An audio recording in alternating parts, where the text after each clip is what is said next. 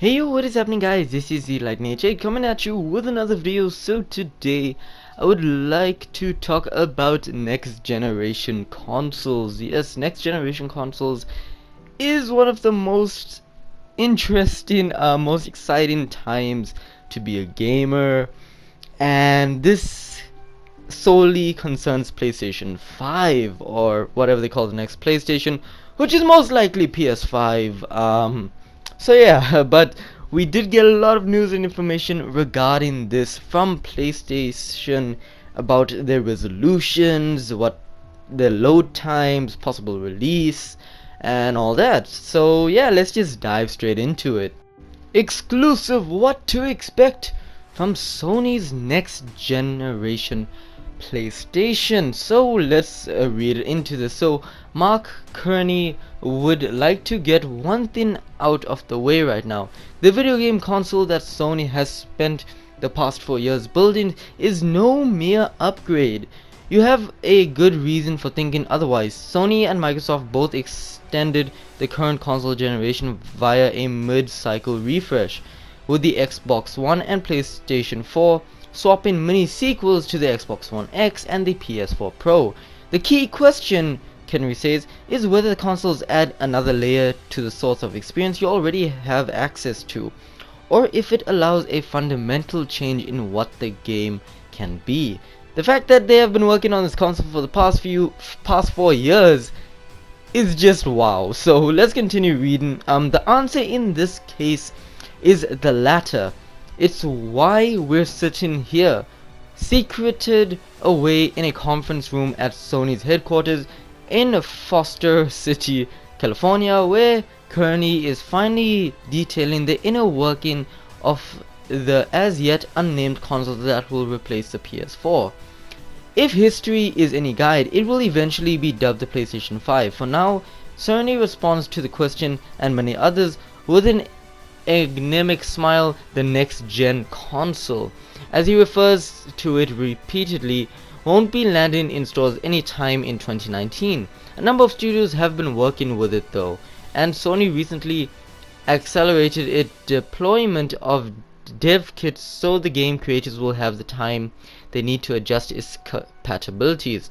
As he did with the PS4, Kearney acted as lead system architect for the coming console, integrating developers' wishes and his own gaming hopes into something that's much more revolution than evolution for the more than 90 million people who own PlayStation 4s.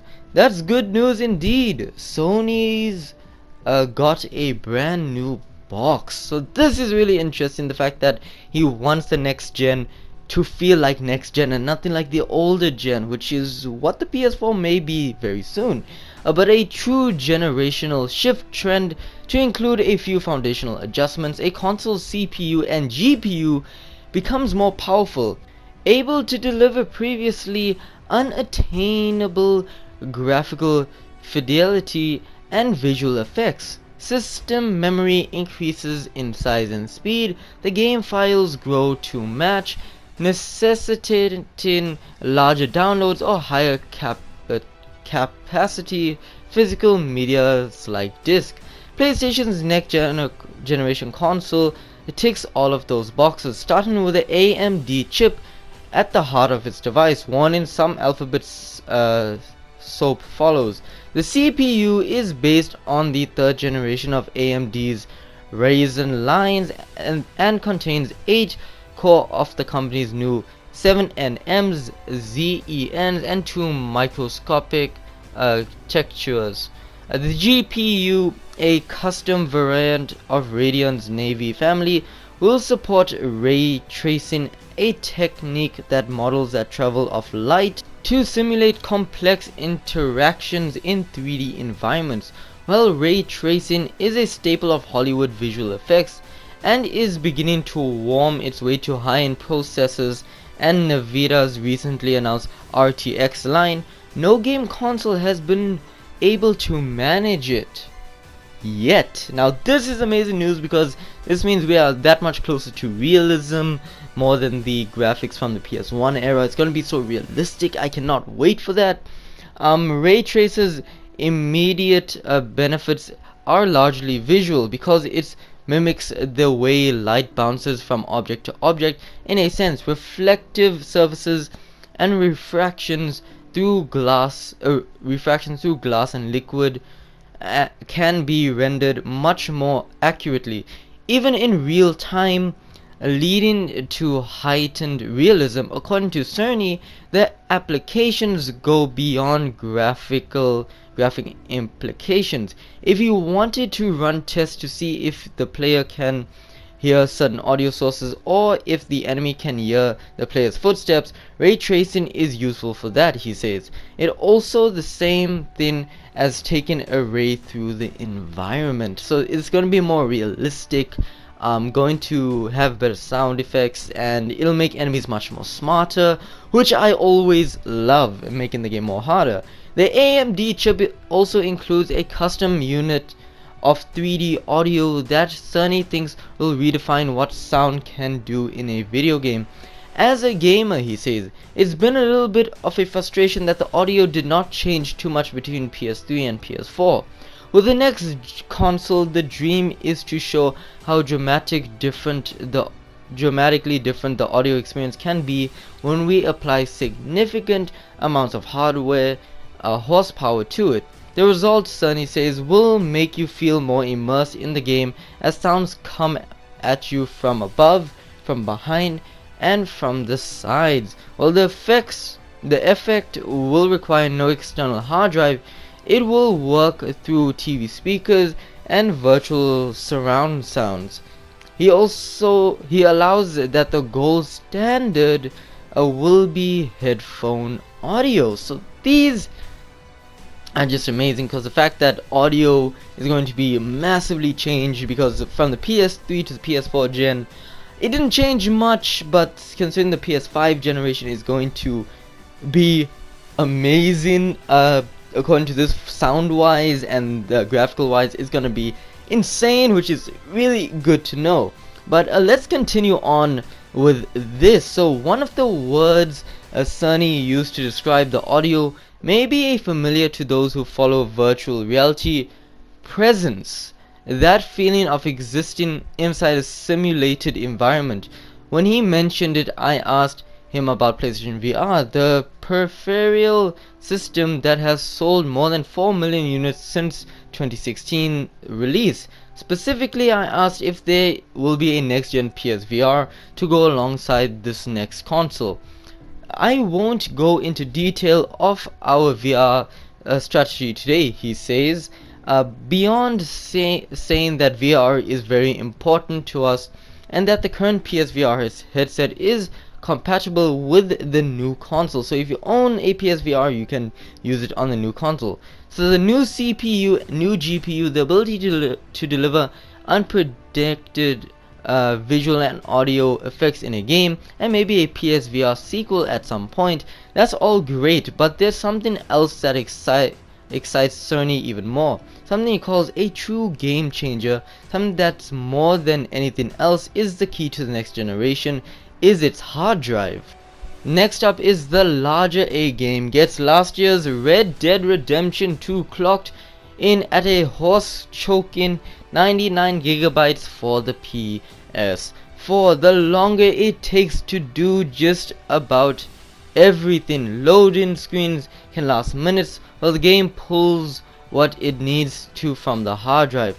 Some goes from fast travel when characters transport between far-flung points within a game world. Even opening a door can take over a minute depending on what's on the other side and how much more data the game needs to load.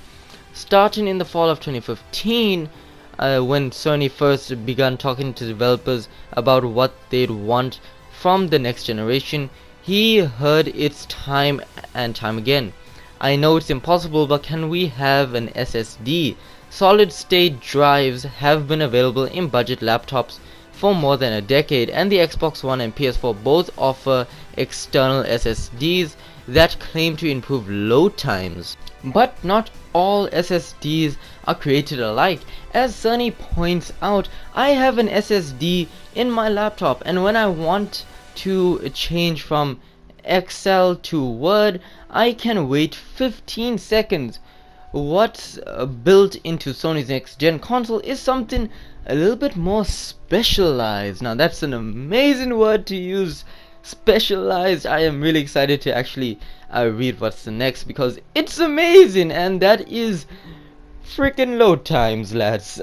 So yes, so to demonstrate, Sony fires up a PS4 Pro playing Spider-Man, a 2018 PS4 exclusive that he worked on alongside Insomniac Games. He's not just a system architect. Sony created classic Marble Madness when he was all of 18 and was heavily involved with PlayStation and PS2 franchises like Crash Bandicoot, Spyro the Dragon, and Ratchet and Clank.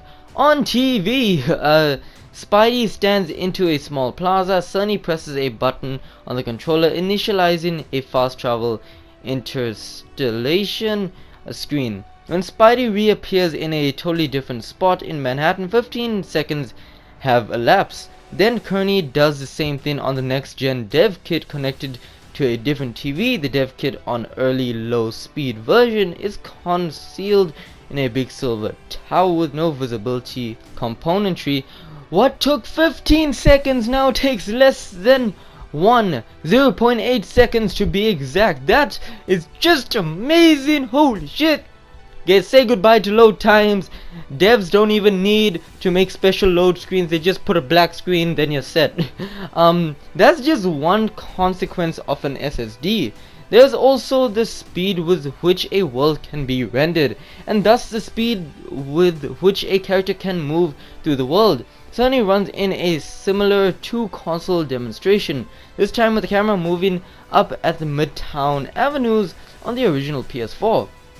The camera moving about the speed Spidey hits while the web's swinging. No matter how powered up you get as Spider-Man, you can never go any faster than this, Sony says, because that's simply how fast we can get the data off the hard drive. On the next gen console, the camera speeds uptown like it's mounted to a fighter jet. Periodically, Sony pauses the action to prove that the surrounding environment remains perfectly crisp, while the next generation console will support 8K graphics.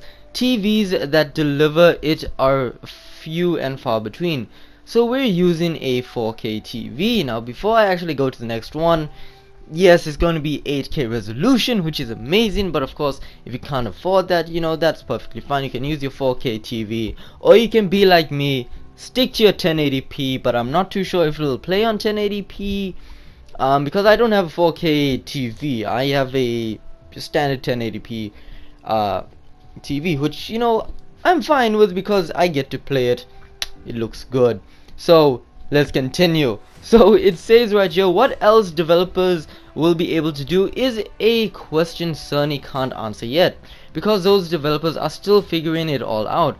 But he seems that the SSD as unlocking an entirely new age, one that upends the very tropes that have become the bedrock of gaming. We're very used to flying logos at the start of a game and graphic heavy select screens, he says. Even things like multiplayer lobbies and internationally detailed loadout processes, because you don't want players just to be waiting. At the moment, Sony won't cop to exact details about the SSD, who makes it, whether it'll utilize the new PCIe 4.0 standard, but Sony claims that it has raw bandwidth higher than any SSD available for PCs.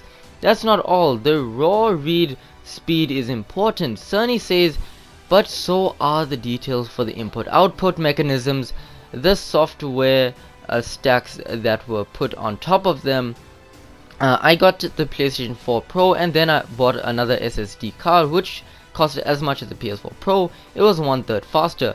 However, the opposing for the next gen, it was 19 times faster, judging from the fast travel demo. But as you noticed, this is all hardware talk. Sony isn't ready to chat about services or other features, let alone games and prices, and neither is anyone at Sony.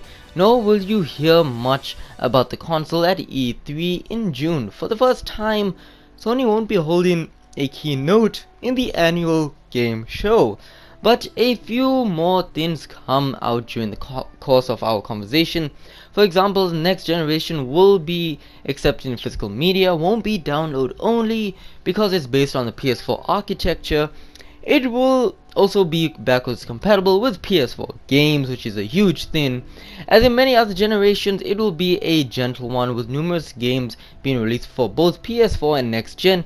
Where exact Hideo Kojima's forthcoming title Death Stranding fits in the process is still unconfirmed. When asked, a spokesperson in the room repeated that the game would be released on the PS4, but Sony smiled, and pregnant pause invites speculation that it will in fact be on two-platform release. Both gen releases, cross-gen releases. I'm really excited about that. Death Stranding would be an amazing game. And I want to see the comparisons of PS4 and PS5 for that. So yeah, can't wait for that. What gaming will look like in a year or two, let alone 10 years, is a matter of some debate. Battle Royale games, have reshaped multiplayer experiences. Augmented reality marries the fantastic and real in unprecedented ways. Google is leading change away from the traditional consoles by launching a cloud game service, Stadia, later this year. Microsoft, next version of the Xbox, will presumably integrate cloud gaming as well to allow people to play Xbox games on multiple devices. Sony's plans in the regard are still unclear. It's one of the matters that Kearney is keeping mum on, saying only that we are cloud gaming pioneers and our vision should become clear as we head towards launch. But it's hard to think there won't be more news coming on the front. For now, there's a living room. It's where the PlayStation has sat for generations and will continue to sit at least one generation more. Now, of course, there have been rumors that the next generation of consoles will be the exact last generation of consoles. To be honest, yes, I do believe that possibly it could be the last generation, because there's just so much we can top. Sometimes, hey, we might reach the end of the mountain and, you know, that's it. So I'm honestly excited, especially for backwards compatibility, how amazing the system actually sounds, especially the sound integration, loading times, amazing, just overall insane. However guys, that is it for this video. Please leave a like, helps me out a lot. Comment down in the comment section down below what you guys think about the PS5. Share with friends, because sharing is caring, and most importantly, subscribe to become a fellow lightning bolt. Anyway guys, that is it for this video, and as always, this is the Lightning H8. Blaze out.